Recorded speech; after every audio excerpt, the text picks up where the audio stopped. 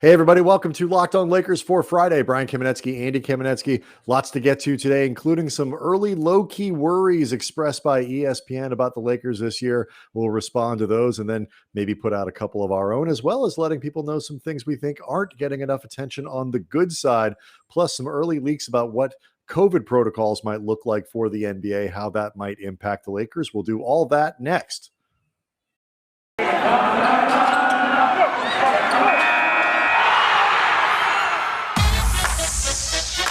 You are Locked On Lakers, your daily Los Angeles Lakers podcast. Part of the Locked On Podcast Network, your team every day.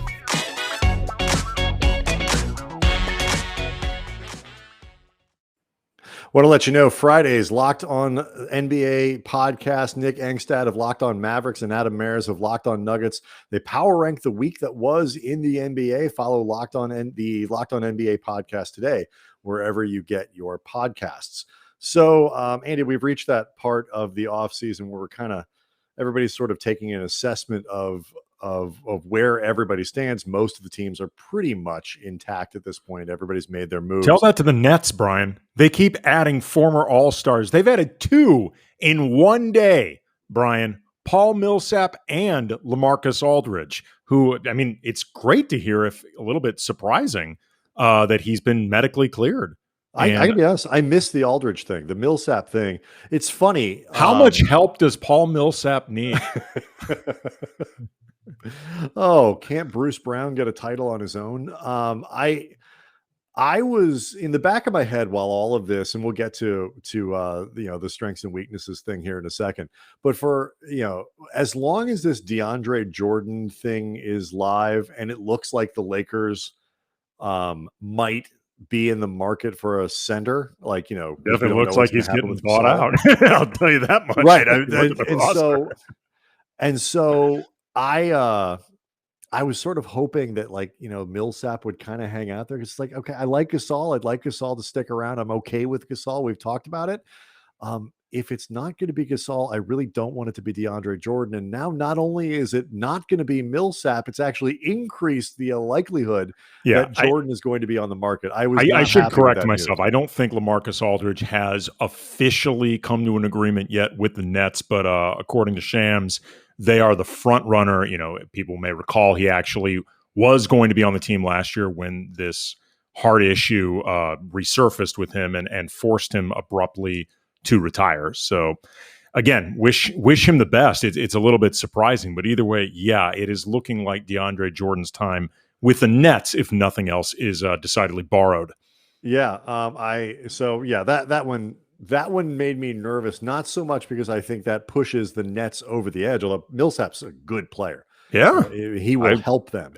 We discussed this. I wanted him on the Lakers if possible. I'm just worried about the downstream impacts here on the Lakers in terms of pushing DeAndre Jordan here, because as we've talked about, I think it's a bad idea.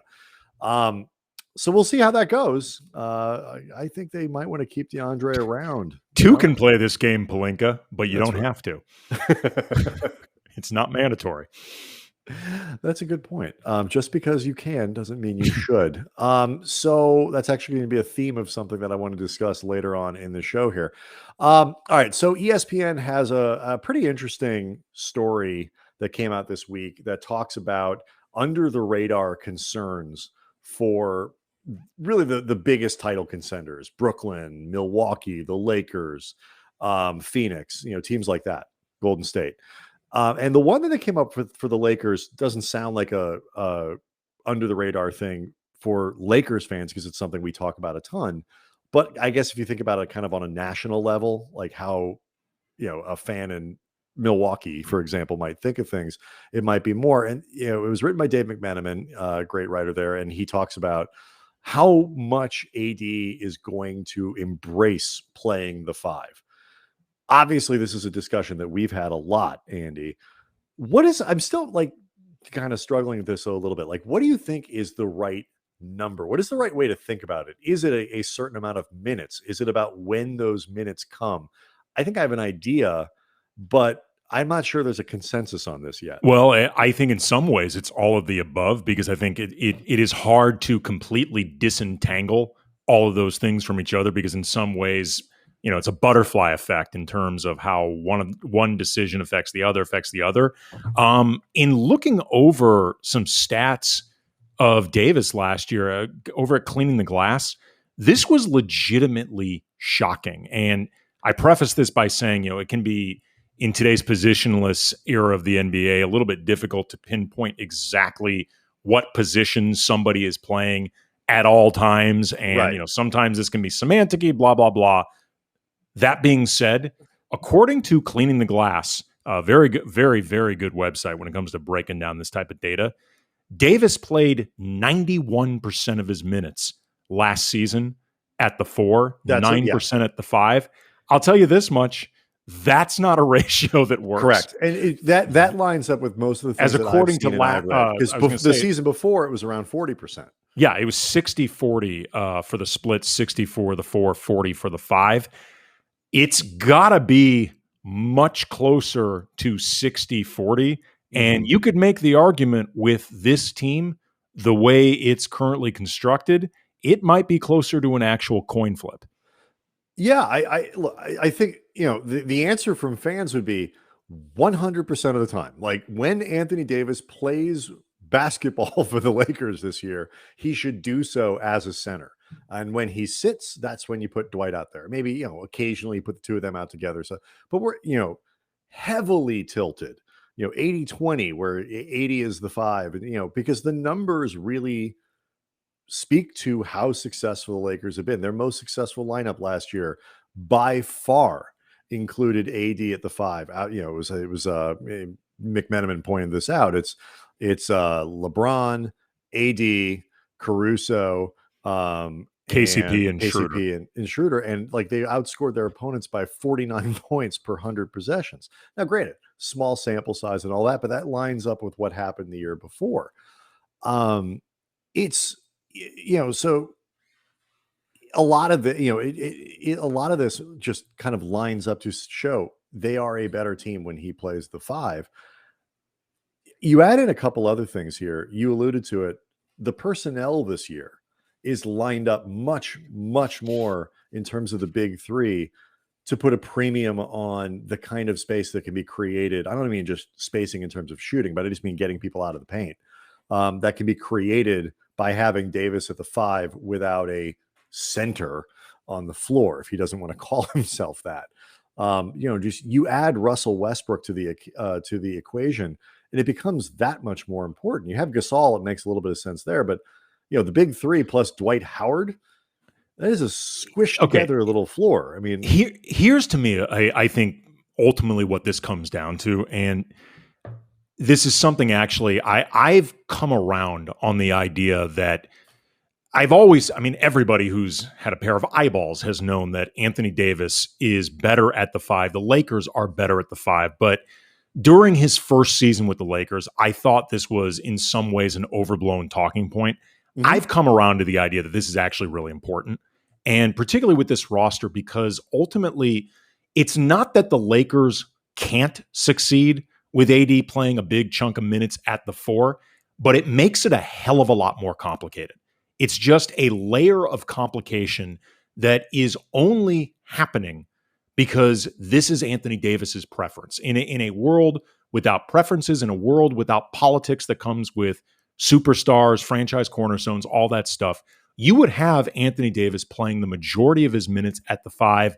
And then maybe if there were some matchups where he was going up against somebody that would be particularly taxing, you adjust maybe accordingly. Right. Sure. But in a world where you looked at this from a place of cold neutrality, he would largely, if not close to exclusively, be playing the 5. And there is just a level of complication that comes with this that it's not just that it makes a worse version of AD. It makes for, at times, a worse version of the Lakers, and it certainly makes for a more complicated version. That's the thing, because his numbers statistically, it's not so much that Davis is light years better, it's that the combinations around, and particularly, again, it's not just Westbrook, with the rest of it makes it easier for them to use the rest of the roster if he's at the 5 as opposed to the 4. And so, all of that stuff is relevant. When we come back, though, because it's not just about where he plays, though.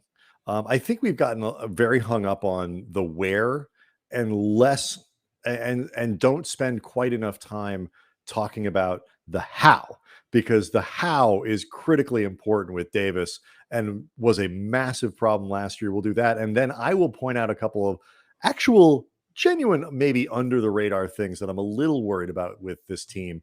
First world problems all, but hey, that's what we got here. We'll do that next. Locked On Lakers brought to you by Bet Online. It's that time of year again. All eyes are turning to football as teams are back on the gridiron to start the season again. We just had our fantasy draft. Yeah, that's why we didn't have a show on Thursday. Right. Very exciting. I think I have a good team. I know I have a team name that I can't repeat.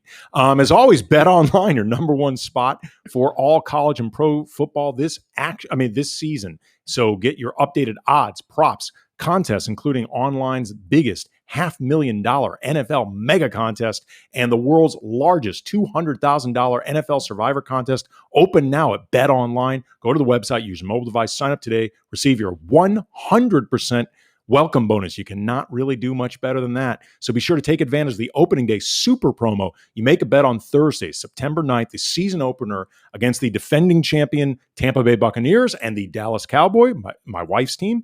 And if you lose, your wager will be refunded up to $25 for new customers only when signing up using the promo code NFL100. Bet Online, the fastest, easiest way to bet on all your sports action, from football, basketball, boxing, right down to Vegas casino games. Don't wait. Take advantage of all the great offers for the 2021 season. Bet Online, your online sportsbook experts. Use the promo code LOCKEDON. Andy, does this sound familiar? You've got one device that lets you catch the game live, another that lets you stream your favorite shows. You're watching sports highlights on your phone. You've got your neighbors, best friends log in for all the good stuff. Poaching. They call that poaching. Well, I want to tell you about a simple way to get all of that entertainment you love. We used to have a boss who did that all the time. Yeah, it's true. And it's a great way to get your TV together. It's called Direct TV Stream, and it brings your live TV and on-demand favorites together like never before, so you can watch your favorite sports, movies, and shows all in one place. It means no more juggling remotes, no need to buy another device ever again, and the best part, there's no annual contract. So get rid of the clutter and the confusion and get your TV together with Direct TV Stream.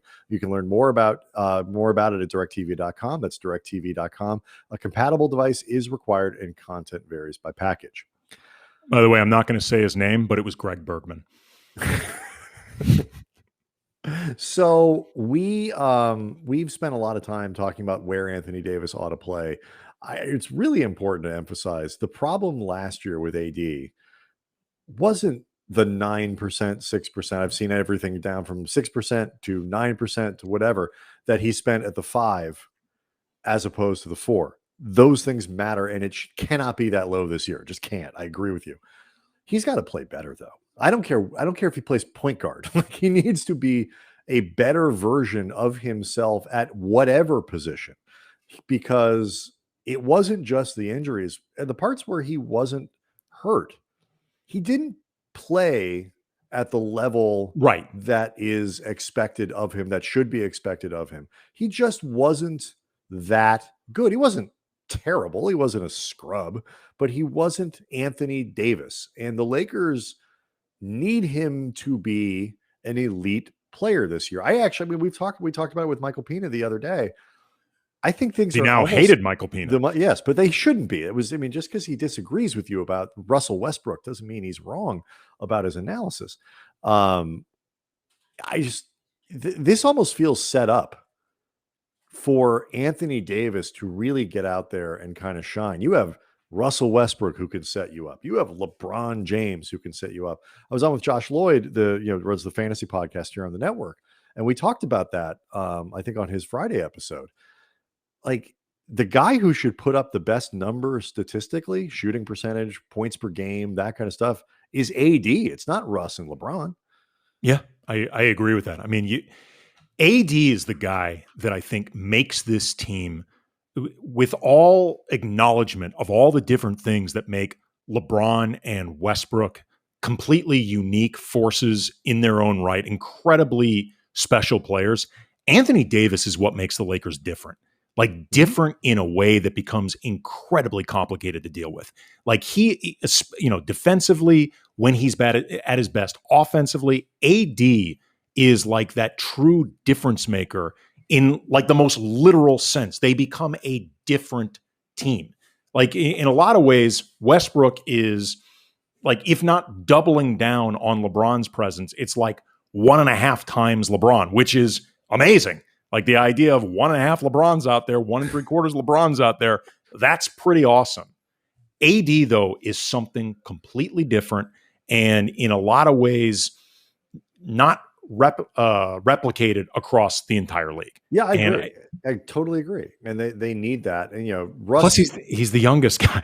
Right. Like, he's the guy that theoretically you shouldn't have to preserve as much. You shouldn't have to monitor the mileage, all of that stuff. Right. And I don't think LeBron is going to dial it back in the sense he's going to take a back seat.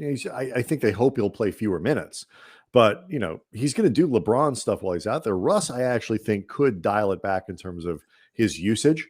I think that is something that he is going to be aware of and just is going to happen naturally. I mean, it went down when he played with Harden a little bit, so it's like, I think it's just going to happen naturally. His stuff should go up. Like, if he's active, rolling hard, cutting hard, doing all that stuff, making quick, decisive choices on the floor when he's got the ball, all that, he ought to put up monster numbers. So, all right. So here's some other things, though. That's not for Lakers fans, like I said, that's not an under the radar concern. That's something we're going to talk about throughout. By the way, his usage, the 1 year with it was 31, 34, 34. It was like, it's all depends on how you look. I think the one that I had read was 31 versus like 38 the year before. 31 is still very high, but it's lower than 38. So that's all I'm saying. I'm not saying he's going to disappear. I'm just going to say it's going to go down a little bit in theory. Here are some other low-key, like genuine low-key kind of, maybe even Lakers fans aren't focused on this. Tell me how much these things are potentially problematic. Keeping in mind, folks, we're talking first world problems here. All of these are first world problems. Stuff that could be considered around the margins. Yes. I'm a little concerned about Trevor Ariza. I feel like they might be putting a little too much in the sort of potential Trevor Ariza basket in terms of looking at him as a guy who can consistently close games defensively. I say this not so much because I'm really down on Trevor. I mean, dude's been around a little while, but there aren't a lot of other alternatives. If Malik Monk doesn't work, there's sort of Kendrick Nunn is there. Like, there are certain places where they have redundancy on the roster. A defensive front court guy who isn't LeBron and AD, they don't have a lot of that. So I'm a little that makes me slightly concerned. Well, I think to some degree, the question might be for now, because we haven't seen them play, are we, like the royal we, putting too much prognosticating what we think will be there for Trevor? Because for all you know, LeBron is going to be the closing four defensively with AD at the 5, and they'll find some other option at the 3. That being said, though, because remember, it was maybe a week or so ago, we were talking about Trevor's role, and I was saying that I could picture him kind of like in the equivalent of a baseball closer role, or what we used to see with Alex Caruso in the beginning with Frank Vogel, where the first 3 quarters of games, Vogel would not play Caruso much, but then he would play like 8 or 9 straight minutes in the fourth quarter as a really big part of that closing unit. Maybe that's a way you can preserve Trevor. But what you're talking about gets into a I guess, low-key concern of mine. Other than LeBron, in the sense that LeBron can be whatever you want him to be, the Lakers don't really have a true small forward starting caliber that is established, period. Because Trevor's not really that guy anymore. Kent Bazemore, maybe you could put him out there, but he would be undersized by a pretty good margin there. I think they have some hopes for Talen Horton-Tucker to be basically, in terms of just length, and I mean his insanely long arms, being able to make up for the fact that he's only 6'4", but he could function out there like somebody who's closer to 6'8". But THT has a long way to go. Yeah, they're definitely, they need another wing. Right. They really just do. The lack of wing, like a three. And this is something, by the way, that has happened with the Lakers. Excellent illustration. Brian doing like bird wings. Okay, there's a old reference, but Morris Day in the time. That's right. Brian doing the bird right now. Right. They have not really had a true small forward on this team in the LeBron AD era. Andy, I'm actually not sure they've had a small forward on this team since we covered them. They always seem to not have a small forward. That's actually inaccurate. I'm not going to go down the rabbit hole. But the last few years, they really haven't. Like Danny Green was undersized in that role. They would play KCP there sometimes. He would be undersized. And again, LeBron can be whatever you want him to be, but sometimes you might need him to be somebody that isn't the small forward in a lineup. And that being the case, they don't have a ton of established options beyond that. We can use one more guy for sure. I got a couple more of these, but I also have a couple things that I don't think are getting enough attention on the good side. And let's talk about those next. Locked On Lakers brought to you by rockauto.com. With the ever-increasing numbers of makes and models out there, it is impossible to stock all the parts you would need in a traditional chain storefront. And why would you spend 30%, 50%, 100% more on the exact same auto parts from a chain store or new car dealership? I would not do that. They're taking you for a rube at that point, a fool, a mark. You can get it for far less at rockauto.com. For example, Honda Odyssey fuel pumps, $353 from a chain store, only $216 from Rock Auto. They are a family business. They have been serving auto part customers online for 20 years. Whether for your classic or your daily driver, get all you need in a few easy clicks. It's delivered directly to your door. So go to rockauto.com, see all the parts available for your car, your truck, right? Locked On in the How Did You Hear About Us box so they know we sent you. Amazing selection, reliably low prices, all the parts your car will ever need. rockauto.com. Andy, people often ask me, they see me, they're walking around like, Brian, how do you get the physique? How does this happen? Yes. Because they're looking to avoid it. Yeah, that's right. Excuse me, sir. Where is the gun show? They might say. And how do I avoid this cautionary tale? Where the gun show is. And I tell them it's the gun show is brought to you by Built Bar. If you're needing something, it's good for you. It's healthy. That tastes good. Just is Built Bar. It's high in protein, but it's low in sugar and calories. The improved Built Bar is even more delicious than before. Just wait until we do our shirtless week, and then that'll bring everyone back in. The improved Built Bar is even more delicious than before. 18 flavors, Andy, including 6 new ones like caramel brownie, cookies and cream, cherry barcia. And Built Bar, it calms my sweet tooth, even without all that sugar, because they're coated in 100% chocolate. And and unlike some protein bars, they're actually soft and easy to chew and delicious. So go to BuiltBar.com. You don't need to shoot them up first to eat them. Everybody knows what that when we talk about the guns. I know. They're talking about the guns here. The biceps. As Hulk Hogan would call them the pythons. Mm-hmm. Use Built Bar. Go to BuiltBar.com. Use the promo code LOCKED15. You get 15% off your next order. Again, the promo code's LOCKED15 for 15% off at BuiltBar.com. Really quick, Brian, before we get to the rest of the concerns that you have, it just dawned on me that we didn't mention this, and I think it is worth mentioning. All the second half injuries for the Lakers actually may have skewed how much AD did or did not play at the 5, because would have because there was a lot that we just did not see play out. Again, the first half set a standard that simply is not tenable or acceptable. But I do think just for the idea of full context, we should make sure to note that. Yeah, I mean, everything about last year was weird, and the context was weird, and everything, and that all has to be noted, and including this point. That was another one of my little sort of mini first world concerns here. The buyout market last year, I'm a little worried about the buyout market because it's going to get an enormous amount of attention. The sort of the obsession with who's going to get bought out, and inevitably, are they going to be a Laker? That storyline's strong every year. It's going to be particularly strong this year. The temptation to just kind of constantly add people to this roster is going to be really strong. But more isn't always better. And I think last year, I'm not trying to pin anything specifically on Andre Drummond. I'm not saying the Lakers shouldn't have signed him. I'm not saying that he did anything wrong or whatever. And even acknowledging the context, like where they were in the market, like they literally needed bodies. Yeah. It was disruptive. It was genuinely disruptive. And it's going to be hard enough, I think, to integrate all of these new pieces over the course of a season, find a rotation that works, get all these things, and so you're at absolute the peak of what you can be once the playoffs roll around. And if that happens, they have as good a chance as anybody to win a title.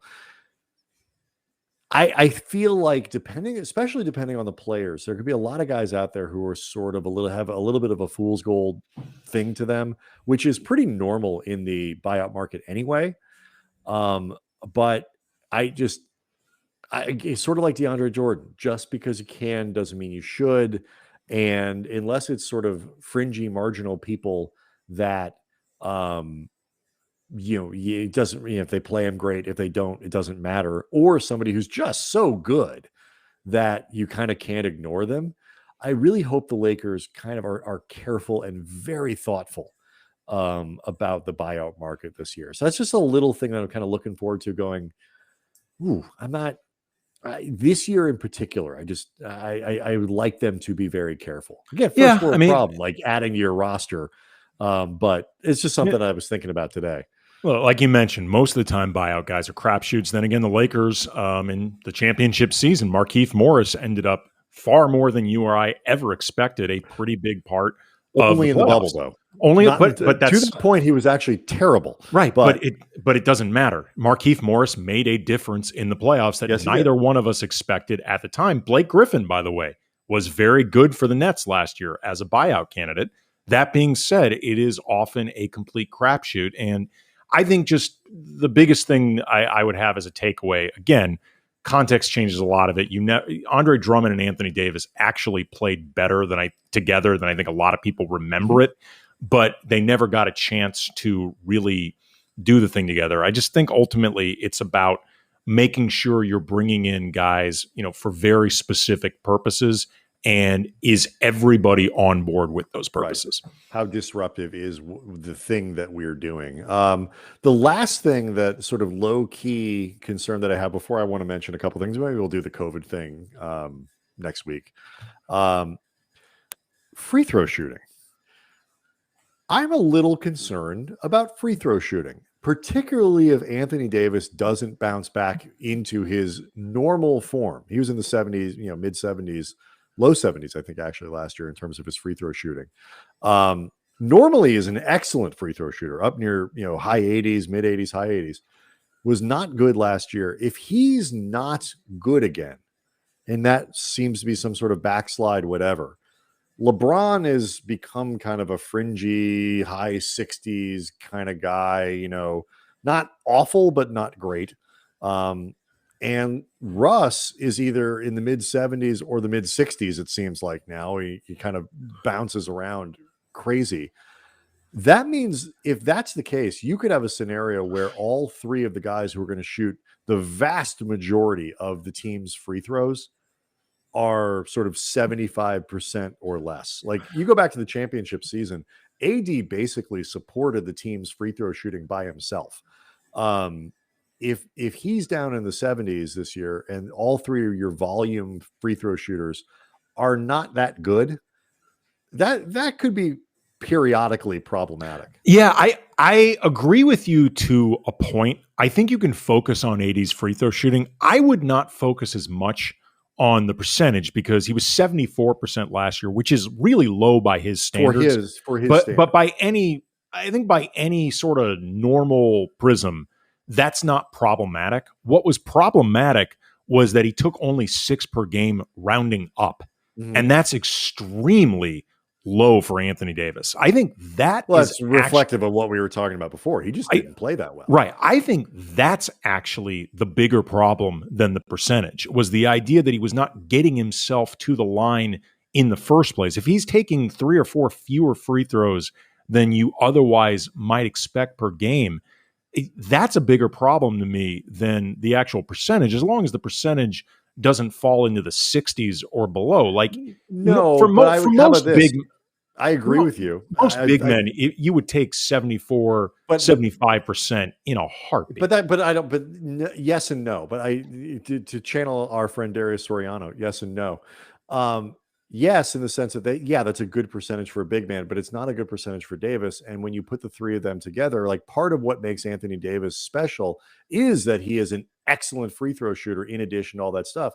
And if he's going to shoot more, then it's even more important that he get back to it. Because again, it's not that his percentage is specifically terrible. It's that if it's particularly like they kind of need him to help support the other guys. I don't disagree. It's just I don't disagree that it needs to be better. That being said, if I have to look at one element of his free throws, I am far more concerned with how many he takes. Assuming the percentage just doesn't fall into the turlet, I am much more concerned with how many he takes per game versus the percentage.